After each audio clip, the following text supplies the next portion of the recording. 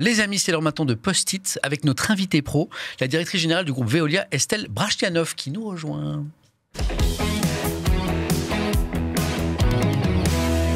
Merci d'avoir accepté notre invitation. Je vous en prie. D'abord, un mot pour vous présenter. Vous êtes chef d'entreprise, vous êtes ingénieur également, à la tête de Veolia depuis juillet 2022, diplômé de l'École Polytechnique et de l'École nationale des ponts et chaussées. Et j'ai plein de questions à vous poser. J'espère que vous avez plein de réponses aussi. Non, je suis très contente. Et alors, ça m'a permis de prendre des photos backstage de chez vous pour mon fils il y a 15 ans et un peu plus. Et je pense qu'il serait fou de voir tout ce qu'il y a derrière le miroir ici. Et là, je crois qu'il y a des compétitions actuellement. Alors, la régie va me corriger. Il y a des photocalls de Street Fighter. C'est quoi C'est sur Street Fighter? Ouais. C'est ça Street Fight, ouais, normalement.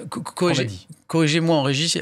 Je me suis pas trompé, exactement. C'est juste à côté de nous. Donc c'est juste là, voilà. Donc on est envahi, vous avez vu. Donc vous avez un gamer à la maison. Oui.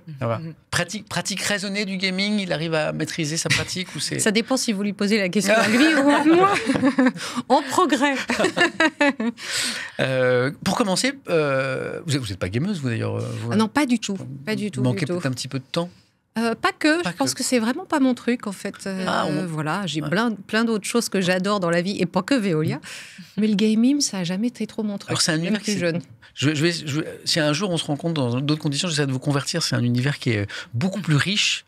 Et même culturellement qu'on imagine, qu'il y a des jeux aujourd'hui de toutes sortes. Et parfois, il y a des jeux qui posent des questions écologiques, il y a des jeux qui posent des jeux sur le traitement de l'eau. Oui, donc c'est un milieu plus riche qu'on imagine. Vous seriez surprise. Quelles sont aujourd'hui les activités de Veolia, peut-être pour commencer? Parce que quand on pense à votre entreprise, à votre groupe, on pense notamment à l'eau courante qui arrive chez chacun, mais je crois qu'il n'y a pas que ça, il y a bien plus que ça. Alors c'est l'eau, l'énergie, les déchets. Voilà. Donc l'eau courante qui arrive au robinet, mais pour qu'elle arrive au robinet, il y a des usines pour la traiter, la dépolluer avant qu'elle arrive au robinet. Je vous donne un exemple. En région parisienne, on boit quand même l'eau de la Seine. Hein. Sauf que ce n'est pas directement. Vous imaginez bien, on l'a nettoyée 12 fois avant d'en arriver là pour qu'elle soit ce qui se fait de mieux en termes de qualité. Vous avez les déchets. Donc généralement, ce qu'on voit, c'est le camion poubelle qui vient collecter les déchets en bas de chez vous. Mais derrière le miroir, il y a quoi? Il y a des usines de recyclage qui permettent après de reproduire du papier, carton, du métal, des différents types de plastique pour que ça revienne dans des usines qui vont reproduire des emballages avec. Et puis après, vous avez aussi l'énergie. Et alors, chez Veolia, l'énergie, nous, on produit l'énergie localement, plutôt que de l'importer de pays dont je ne citerai pas le nom. Ouais. On le produit de chez nous, à base de ce que les gens ne veulent pas. À base de déchets qu'on ne peut pas recycler, à base d'eau usée, à base de chaleur qui, d'habitude, va chauffer les petits oiseaux et qu'on récupère pour en faire quelque chose d'autre.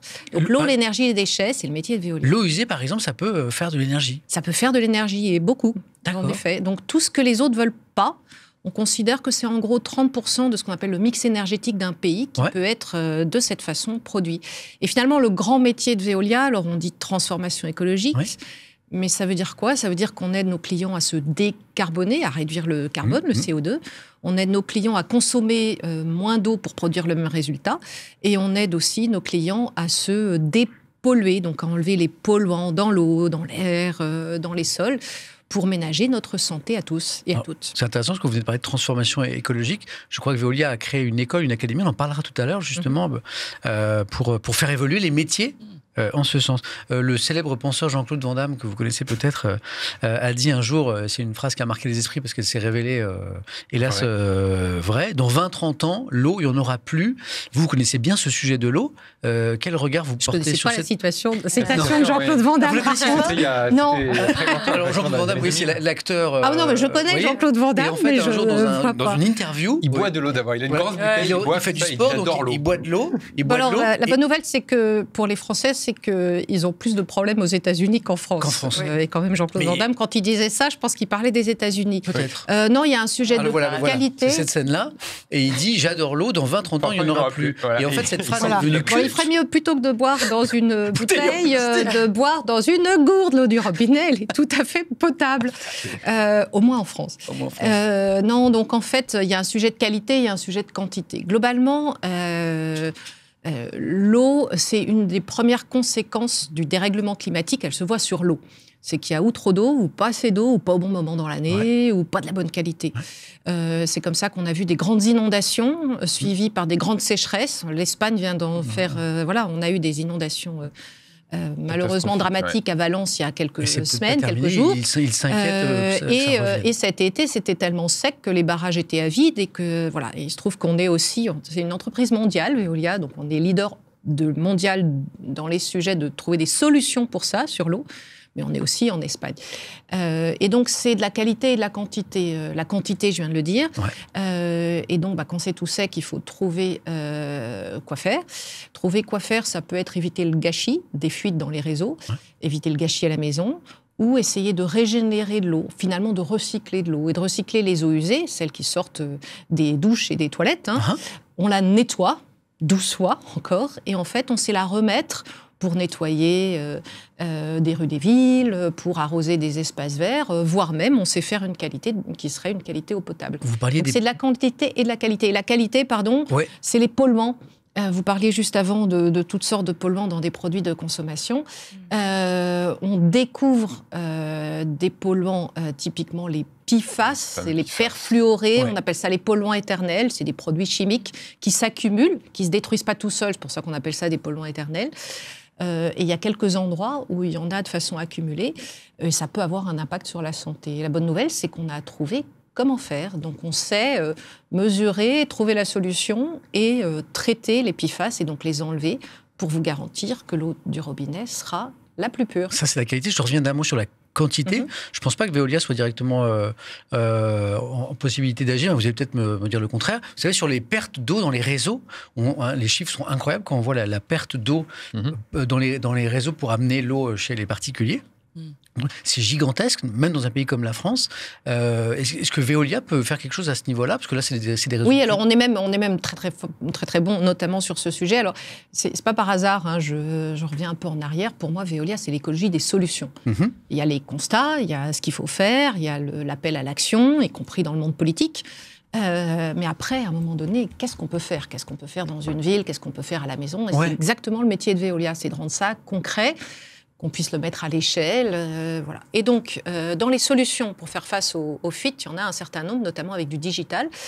Mais pour vous donner des chiffres, aujourd'hui, il y a à peu près 20% de l'eau qui part de l'usine de production d'eau potable, qui n'arrive pas à votre robinet parce qu'elle est perdue dans les réseaux.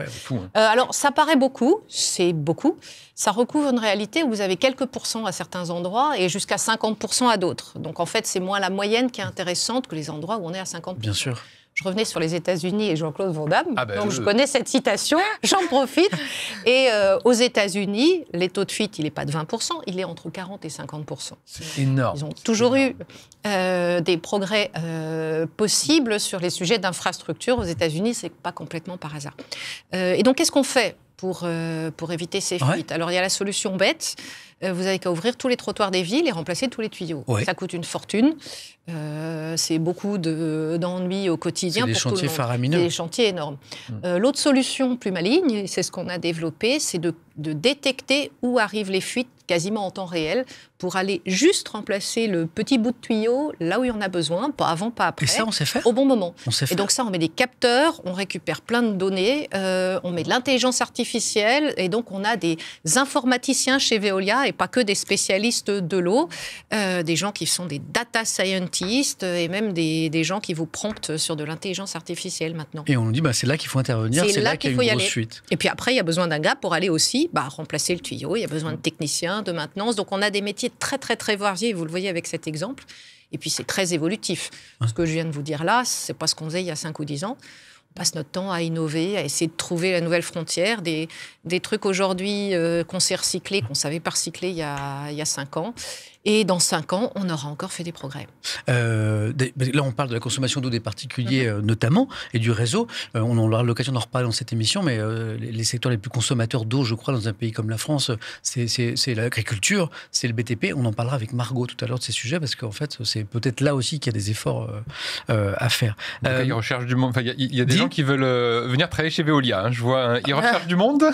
Oui, on a à un instant donné, en France, j'aurais dû réviser il y a 2 minutes, mais globalement 2000 postes ouverts. Donc si vous êtes intéressé, depuis technicien de maintenance jusqu'à faire des prompts, de l'intelligence artificielle, tous ceux qui sont motivés, allez-y, tentez votre chance. Sur Veolia. Je vois qu'il y a un bot dans le chat, !! Veolia.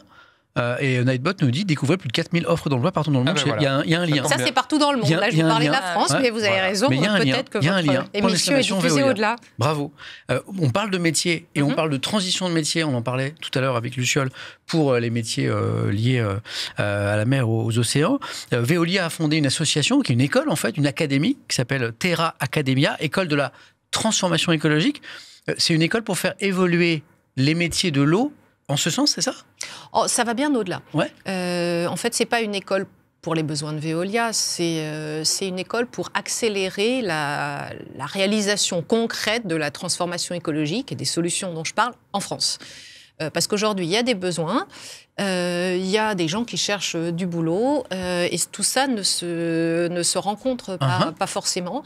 Et donc, comment arriver à faire matcher les deux ?